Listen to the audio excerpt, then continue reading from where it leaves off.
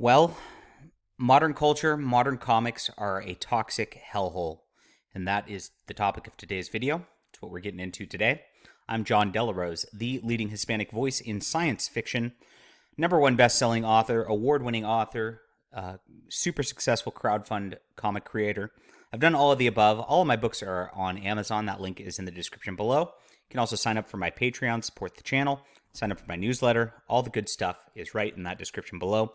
I really appreciate everybody who supports the books and supports the channel. We're trying to change culture not just by talking about it, but by doing, and that's what differentiates us here from the other channels out on the internet. All right, I was just thinking over the last day about the sort of change in the landscape of comics in the 1950s and how that changed our culture for a long time and staved off what really has been a train wreck over the last 20, 30 years.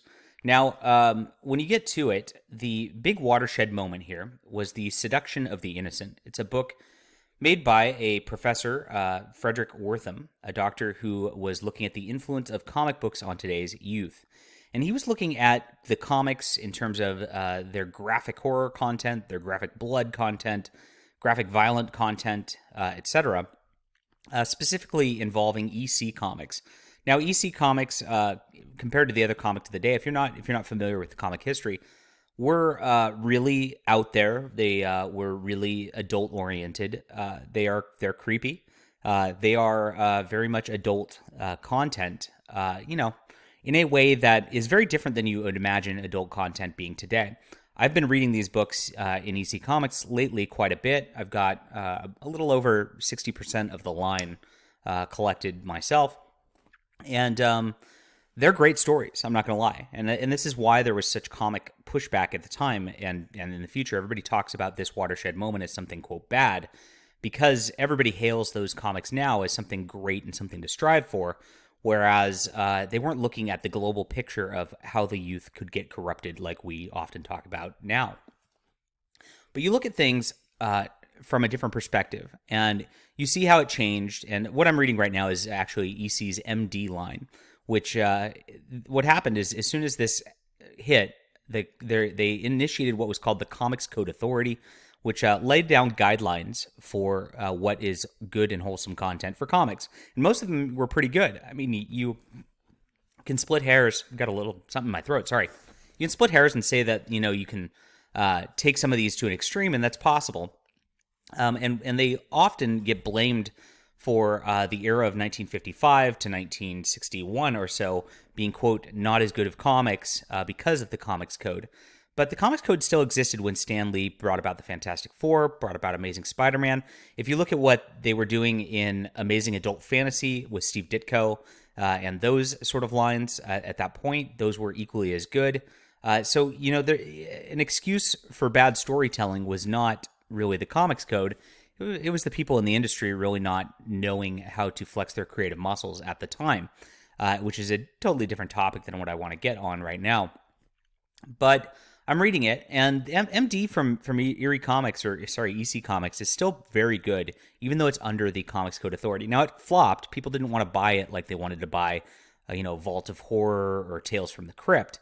But it changed the comics landscape and did definitely hurt sales at the time. But there was a point to it. And if you look at what we've got now, if you look at the way that our culture and our youth has changed to the point where we have, 13, 14, and 15-year-olds who can't tell you whether they're a guy or a girl because they're so flipped out and confused by the crazy culture that's around them today. They're trying to, find just basic human identity things a struggle because of the corruption that's gone in our culture at this point. They're getting groomed by creepy adults who are now minor attracted persons because of the creepy seduction that's gone on of our youth throughout the last 30, 40 years. And it is a spiral. It is a slippery slope. And the bottom line is that Frederick Wortham was right, that the seduction of the innocent did happen.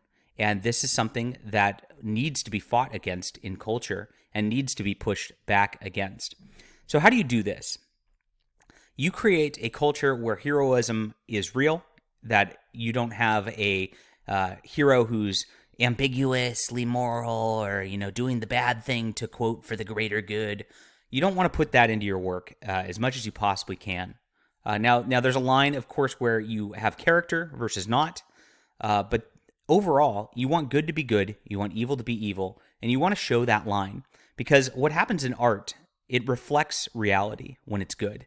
And if you reflect reality and you reflect real beauty, you will be able to create better culture against the grain of this seduction of the innocents that's actually going on. And you will be able to succeed. Now, we're trying to do that, and there's a lot of us trying to do that now. I feel like we're gaining a lot of momentum against the absolutely toxic, degenerate crap that's out there from corporate culture. But it's something to think about. It's something to go back to and see where these 1950s stories were going. And while perhaps those were not as bad as we're looking at today, the slippery slope was indeed real. The slippery slope did happen. Our youth were corrupted. Our youth were destroyed. Our entire culture is in shambles because of what these degenerates have done. All right. Let me know what you think about this. Hit that like and subscribe button. We'll be back soon.